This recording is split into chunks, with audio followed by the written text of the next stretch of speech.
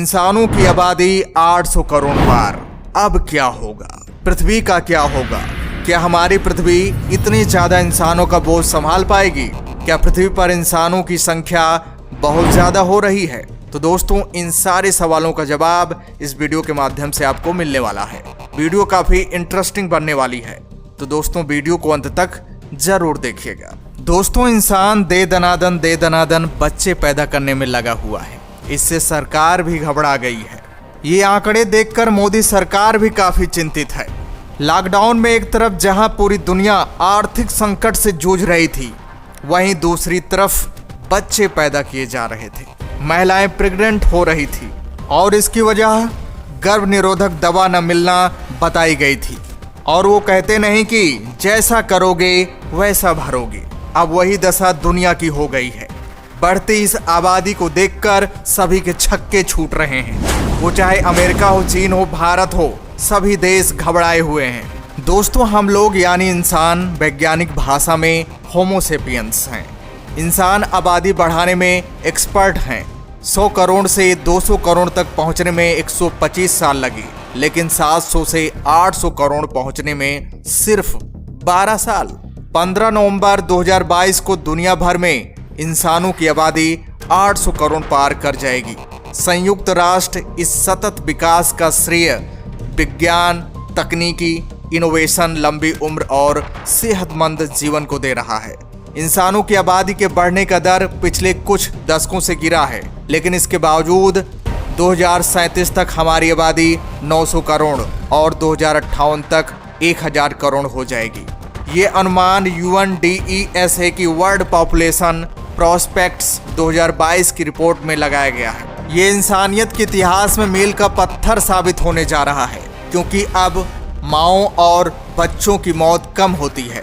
इंसानों की बढ़ती संख्या से कोई डर नहीं है, लेकिन डर इस बात का है कि इससे संसाधनों की खपत तेजी से बढ़ेगी। सभी देश को सिर्फ इस बात की चिंता करनी चाहिए, खासतौर से उन देशों को जहां पर प्रजनन दर ज्यादा है। कई लोग इस बात से इत्तेफाक नहीं रखते हैं। अब यहाँ पर सबसे बड़ा सवाल यह है कि धरती हम इंसानों का बोझ कैसे सहेगी? इसके दो पक्ष हैं। पहला, प्राकृतिक सीमाएं और इंसानों के पास मौजूद विकल्प। हमारे विकल्प ये तय करेंगे कि इंसान कितना ज़्यादा जैविक स्रोतों का इस्तेमाल करता है, जैसे जमीन, जल और जंगल। अगर पृथ्वी इन चीज़ों को लगातार हर साल तेज गति में पैदा करती रहे तो इंसान इसका इस्तेमाल या खपत कर सकते हैं। लेकिन खपत ज़्यादा हुई और पृथ्वी इन्हें सही समय पर पैदा या संरक्षित नहीं कर पाई तो मुश्किल आएगी। जमीन के लिए जंगल काटेंगे, जंगल कटने से जल में कमी आएगी। नतीजा, प्राकृतिक आपदाएं। इंसानों की फितरत में बेवकूफ़ीपूर्ण हरकतें करने और लालच की बुरी आदत है। ज़्यादा ईंधन के लिए जीवाश्म ईंधन का दुरुपयोग होगा।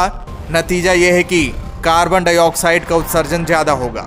इसकी वजह से धरती का ग्लोबल वार्मिंग बढ़ेगी, ग्लेशियर पिघलेंगे, समुद्र का जलस्तर बढ़ेगा, जमीन समुद्र में समा जाएगी, मौसम बदलेगा, गर्मी ज़्यादा पड़ेगी, बेमौसम बारिश होगी, सर्दियाँ छोटी या लंबी हो सकती हैं। WWF और ग्लोबल फुटप्रिंट नेटवर्क के मुताबिक जिस गति से इंसानों की आबादी बढ़ रही है, उस हिसाब से हमारी पृथ्वी कम पड़ जाएगी। इंसानों की ज़रूरतों को पूरा करने के लिए 1.75 धरती और चाहिए, यानी जितनी अभी है उसमें 75% की और बढ़ोतरी होनी चाहिए। अब ऐसा तो हो ही नहीं सकता। हाल ही में आई संयुक्त राष्ट्र की क्लाइमेट रिपोर्ट के मुताबिक बढ़ते हुए ग्रीन हाउस गैस उत्सर्जन की बड़ी वजह बढ़ती आबादी है, जबकि बढ़ती आबादी आर्थिक विकास में कम मदद कर रही है। संयुक्त राष्ट्र की रिपोर्ट के मुताबिक साल 2050 तक दुनिया के जिन 8 देशों में सबसे तेजी से आबादी बढ़ेगी वो हैं कांगो, मिस्र, Ethiopia, Bharat, Nigeria, Pakistan, Philippines और तंजानिया। 2050 तक जो भी जनसंख्या बढ़ रही है उसमें आधे से ज़्यादा योगदान अफ्रीका के सब सहारन देशों का रहेगा।